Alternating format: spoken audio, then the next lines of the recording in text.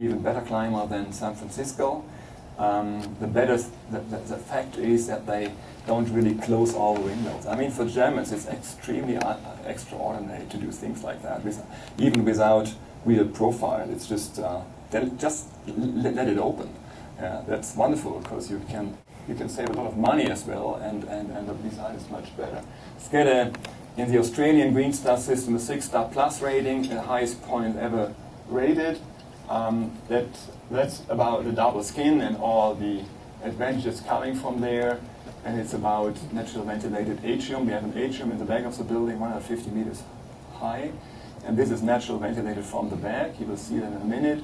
Solar cooling on the roof. We have rainwater use and retreatment. And as well, which is in every building from the office included, but here it is written, it is recycled concrete, as well it is recycled steel, and it has FSC rated timber. It comes to the point where we use recycled timber as well. It's not on the table here, but we did that for the roof terrace and for some parts of the building. This is the final design. You see the integrated atrium on the back. In Australia, south is where the sun is never, and north is where our south is. So we put the back of the building to the south, getting some fresh air into the building from there, and providing as well a space for the elevators and stairways and things, and some bridges and balconies here around, so you can enter the building from the back as well. And then this is the most flexible office space we are providing, and this is the service for that. And again, it's a double skin. It's an operable window. We are providing 50% of the year natural ventilation, although Sydney is nearly the same as Osaka, quite humid in the summer, very hot temperatures, 42, 43, 45 degrees even. Again, the sun shading is essential between these white glass facades, and it's at the same time providing the glare protection like in the Swarovski project.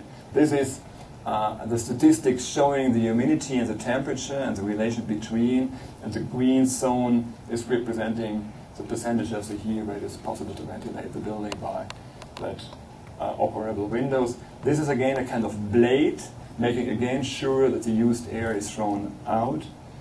And this is how that works in detail. Looks like that. You will see in a minute that it looks really like that. There's a very, very transparent glass on that building, pure white glass.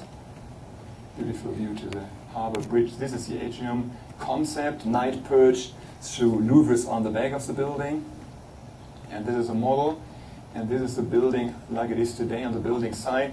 You see, this is the exposed concrete ceiling in the ground floor, and then you have a look into the atrium, and this is how that looks like in detail. It's a curved form with many balconies and bridges orientated to it.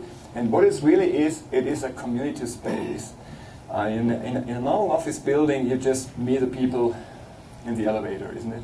And you can never see the office environment of these people, although you maybe visit them officially. But here in this building, it's like you're moving in that atrium and you look from the back into everybody's living room, in a way. That is how it looks like. Some balconies, the back of the building.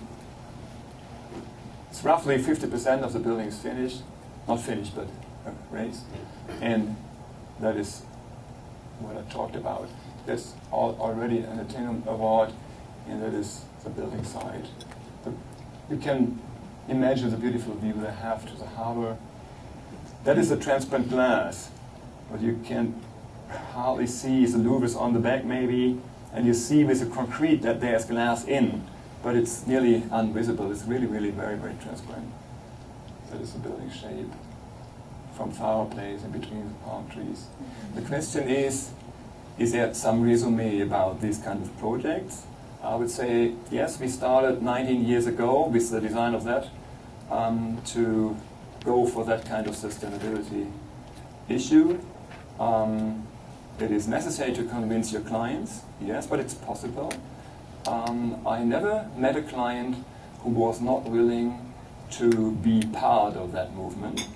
They all want to do good things. There's nobody really in the world who does consciously do bad things, isn't it? I mean, it's really possible to convince them, but it's necessary that architects try to convince the clients. It's not just going by himself. Good architecture is always about construction. For me at least, I think it starts always with construction. I think the respect against the engineers is needed. It should be a discussion under equal, not in a hierarchy like the architect is the head of the team and the rest is following the architect. I think that is a silly idea. It's not needed, this idea anymore. Then I would say it could get to some simplicity, not the simple one, but a sophisticated one. Not the complicated things are the better things. Green can be really green. I mean, from time to time, it's enjoyable to just plant things and not just thinking about green technologies, but really enjoying things that are green. It is possible, and it is maybe needed to cover one of the biggest structures in the world by earth, putting that underground, giving the site you have used back to the people. Remember Sydney, where we give it back by the ground floor, by the roof terrace, by things like that. It's possible to get a site back to the people, even if you use that. And in the case of the Stuttgart main station, it's a necessity to bring it back, because otherwise the city would not work. It's possible to do that in every scale. It's possible to do that everywhere. Osaka is definitely not the easiest place to do that. We have done a building like that as well in Singapore. I didn't show that. Singapore is even more humidity. So it is possible to do something like that. It is more important, for sure more important, to take care for the spaces in between the buildings. I think architects take architecture much too serious and much too much important. I always ask the people if they remember a building on the Champs-Élysées. Nobody ever did, or the Via Veneto, or however, yeah. And that is the reason for that is very, very clear. Architecture is not so important. What is important is the street, the park, the alleys, the city itself. And it's possible to do a good strategy and a good upfront, very, very early in the process. You influence the process much more. The client, the architects, the engineers do influence that in the first minutes the most. It's possible to live in a plant house. It's possible as well to do refurbishment on very, very mediocre developments from the 60s and 70s. I think a mixed city is needed. Mixture has not necessarily to do with a mixture in the building. There are many, many people looking for a mixed building. Yes, interesting, but very, very difficult. And most developers and clients don't like that. I think there's a reason for not liking it, because the flexibility in the building is not quite good in a mixed building. But you can have a residential building just the other side of an office one, just the other side of a shopping one. That's the same mixture. The city don't care about that mixture in the building, or if it's a mixture of buildings. And I think that is needed. Could be also beautiful. I mean, beauty is an aim. You shouldn't aim to that aim too obvious, too much. I think it is coming from right decisions, and if you do all the right decisions, the end will be a beautiful building, I'm absolutely sure. This is one of the recent competitions we won for the ICC, the International Criminal Court in The Hague, which shows that architecture has also a responsibility in ethical and moral standards, because here there will be court trials against people who, cynically spoken, have murdered more than 5,000 people.